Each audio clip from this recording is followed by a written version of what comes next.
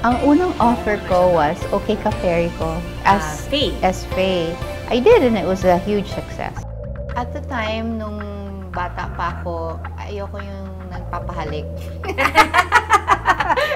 Isang henerasyon ang na-in-love na mapanood ang kanyang I Can Feel It commercial noong dekada 80. At mula noon, ang PhilAm commercial model at former beauty queen ay nag-crossover din sa showbiz. Binigyang buhay ang iconic roles sina Faye Cabizote at Jezebel at naging isa sa pinakamahuhusay na aktres ng kanyang henerasyon. Pero alam niyo ba na ngayong taon ay golden girl na rin pala siya? Aktibo pa rin sa iba't ibang bagay at nagbabalik kapuso. Ngayong gabi, alamin natin ang makulay na tunay na buhay na aktres na si Alice Dixon.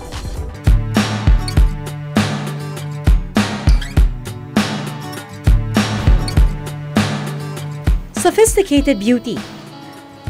Samahan pa ng elegance na hindi maitatanggi. Siya na nga yata ang patunay na age is just a number. Ang ever since ay crush na ng marami. Si Alice Dixon. Hi, Miss Alice! Hi! Hello! I'm Pia. Nice to meet you. Okay lang. Ano po ba ang workout na ginagawa niyo ngayon? Actually, this is a combination of Pilates and TRX. Okay lang bang makisabay ako sa workout mo today? Oo naman, para mas masaya. Marami ang napapahanga kung papaano nga ba niya na-maintain ang youthful glow. Kaya naman hindi ko na palalampasin ang makasamang mag-workout, si Alice Dixon. Ng konti, para ka lang tumatayo. And up naman. Careful. Keep the form. Wow. Yan. Tulay, lapit mo lang ang pangin. Yan. Para nga siya madali. Mahirap siya to. Now slowly go down. Yun ang challenge ngayon. Go down, sabay kayo.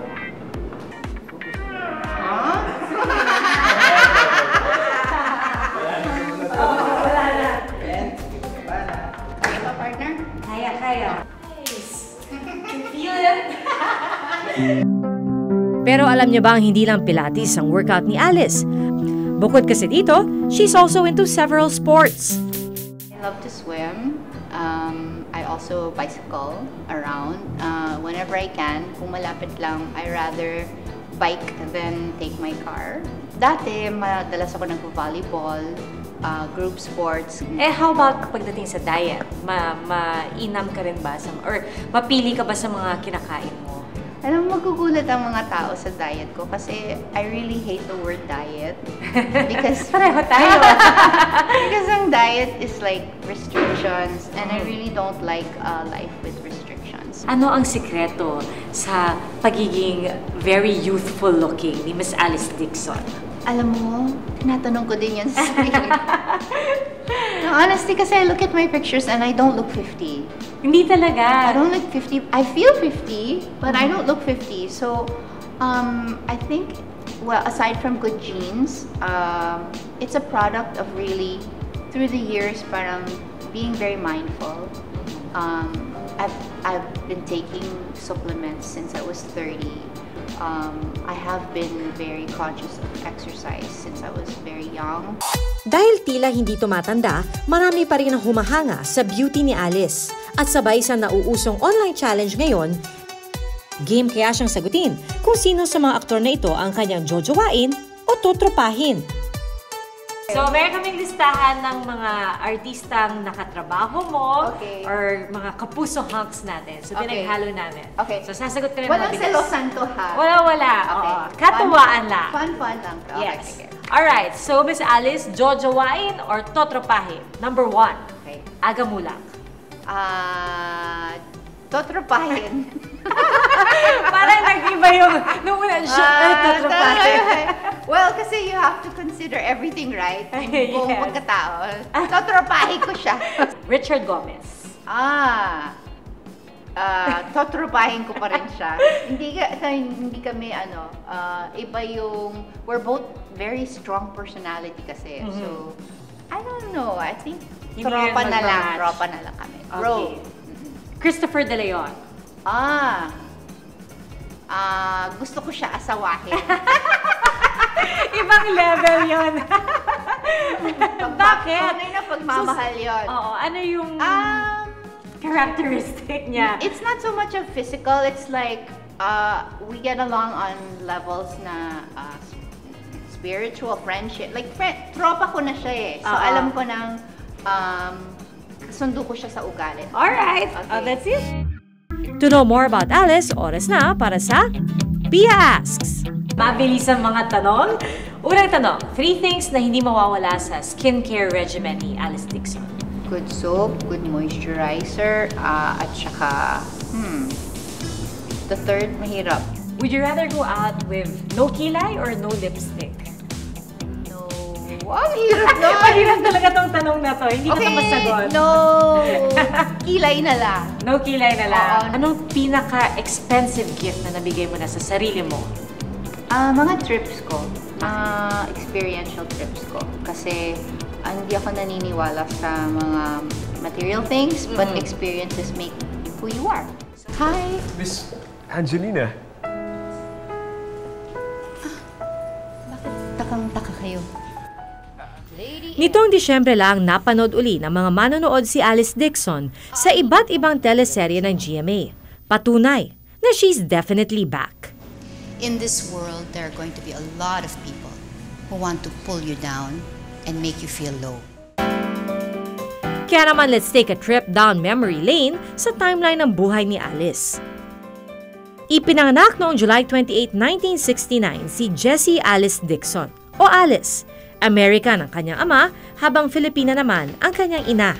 Kamusta ba yung buhay ni Alice Dixon habang siya'y lumalaki? Ang kabataan ko, masasabi ko napaka-memorable dahil masaya ito. I was born here sa Pilipinas, pero nung 3 years old ako, martial law at the time. They just declared martial law. So, dinala ng father ko sa States at doon ako lumaki hanggang 13 years old.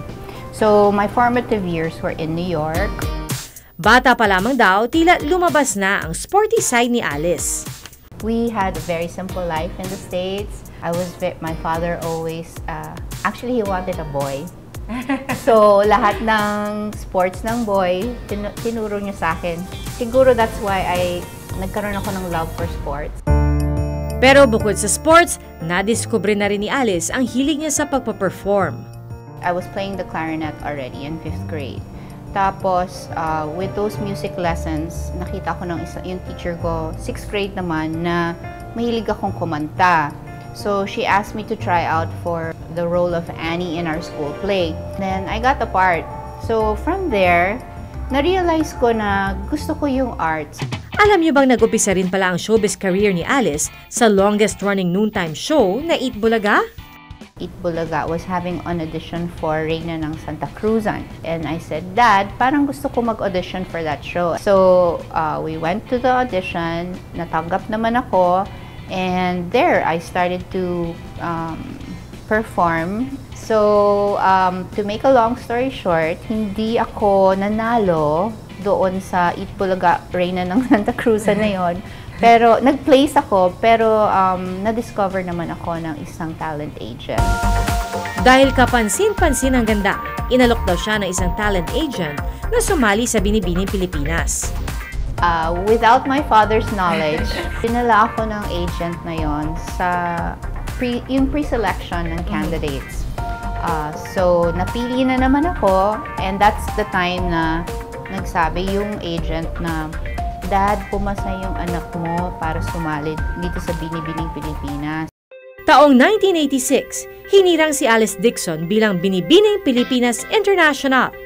From Binibining Pilipinas, ni-represent ni Alice ang ating bansa sa Miss International pageant noong 1986 sa Nagasaki, Japan.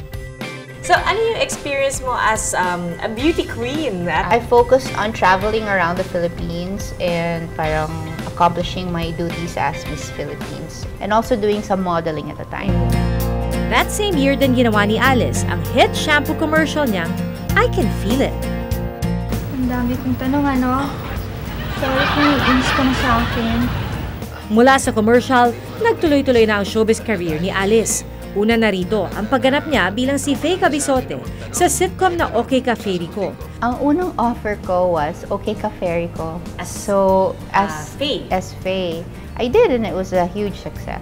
Ilang years yung role mo as Faye Cabizote? I think 3 years kasi kailangan ko na mag-focus sa studies ko kasi graduating ako noon.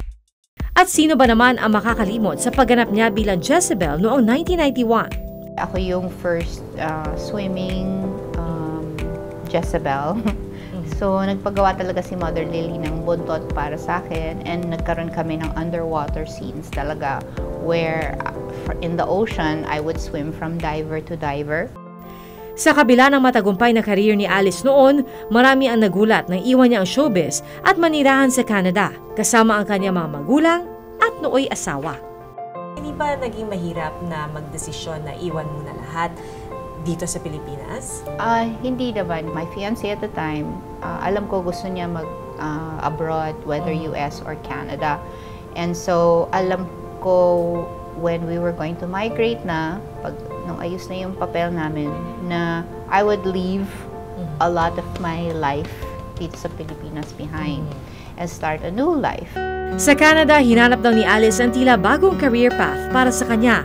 Ano yung career na na-pursue mo abroad? First, I was trying to get into production again. Kumbaga, kasi mass comm graduate ako, I thought that my degree would have value in Vancouver. Nahirapan ako to break in.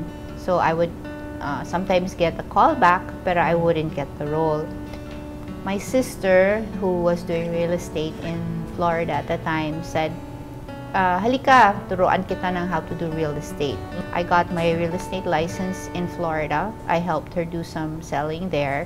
Makalipas ang 13 taon, sa hiling na rin ng kanyang ina, nagbalik sa Pilipinas si Alice.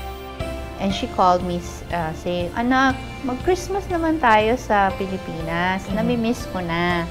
And my mom was already a widow at the time. So, nagpaalap ako sa boss ko.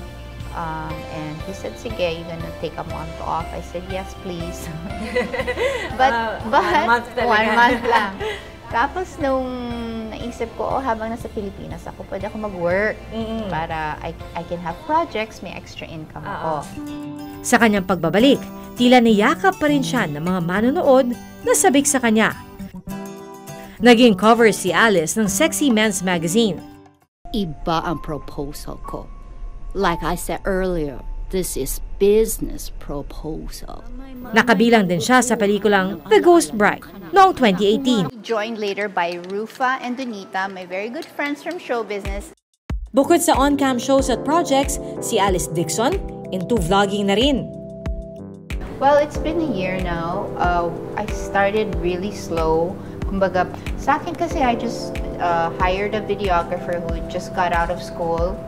And then, I just ginawa ko yung mga concepts na gusto ko talaga. Like, what I really know something about that I can share. And ginawa ko din low budget. So, after 6 months, nagkaroon na ako ng following. Slowly.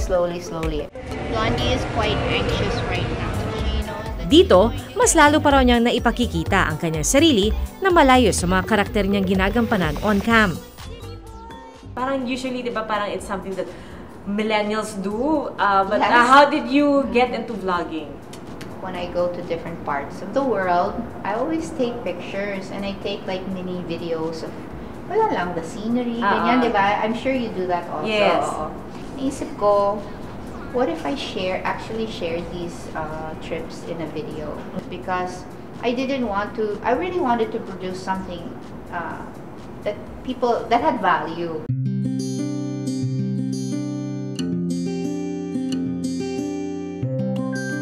Sa ngayon, si Alice Dixon happily in a relationship at kahanga-hanga kung papaano niya ito napapanatiling private. Madalas nga raw siyang nasa Boracay kung saan nakabase ang kanyang long-time partner. Siyempre, 24 oras, ang buhay ko ay open to the public, right? So I wanted to have something for myself. So when I go to bed at night, yun yung katabi ko, my partner, and quiet lang and nobody will talk about us. Kung akala raw natin kilalang-kilala na natin si Alice Dixon, wait until malaman natin ang mga kwento sa likod ng mga larawang ito. Alice Dixon's Pictures or It Did Not Happen. So, papakita namin sa iyo yung picture and then kwento mo lang sa amin kung ano yung story behind each picture. Unang larawan, nanlibre nga ba si Alice gamit ang kanyang first paycheck sa showbiz? Do you remember this? Yes, of course. I remember that it was in Green Hills. Ah, yung lumang branch nila doon. Yeah. Okay. And nag-treat ako my first paycheck for OK Cafe ko. Pangalawang larawan, Alice Dixon, maramot daw sa halik? Why do you think ito yung naging headline sa article na ito? Wala kang naging karelasyon kasi from showbiz? At the time, nung bata pa ako, ayoko yung nagpapahalik. Okay. On screen? Both, actually. Okay. Off-screen and on-screen. The first time it happened was, it was at a PBA game. Miss Philippines pa ako noon eh. There is this guy, parang binibeso niya yung mga girls, and then pumapayag yung mga girls. So sabi ko, will I let that guy kiss me? And then, so, when he started to go like that, I went like that na. And then, everybody in the crowd was not cheering, but parang making comments. Oh! Okay. Para kay Alice, wala naman daw siyang kailangang itago sa kanyang buhay. Kaya naman sa puntong ito, makasagot kaya si Alice sa ating tangkahan. Ang unang tanong namin, kung mayroong isang wish si Alice Dixon para sa sarili niya, ano pa kaya ito? Well, we still want to have a baby. We're still trying to have a baby. So, yun yung wish ko. So, is that parang an active, parang you're taking active measures to try and have a baby? Yes. Alright. Ano ang trait or impression sa'yo ng mga tao that you wish to correct? Nasuplada ako. Very, very friendly. Kamusta ang status ng puso ni Miss Alice Dixon ngayon? Masaya ako. Naniniwala nga din ako. You have to have a real good home life or personal life for you to flourish in your career. At 50, Alice Dixon is the ultimate definition of sexy. Nasasabi niya ang gustong sabihin. Nagagawa ang mga gustong gawin. At higit sa lahat, niyakap niya ng buong-buo ang kanyang sarili. Ano ang aral ng tunay na buhay ni Alice Dixon? You can't change a person, even if you really love them or whatever. Kung ano ka, kung ano ako, when you meet them, that's who they really are. Hanggang sa susunod na Miyerkules, ako po si PR Kanghel. Bawat karanasan may mga aral na tumatatak sa ating puso at isipan. Sama-sama muli tayo makibahagi sa mga kwentong personal dito lang sa Tunay na Buhay.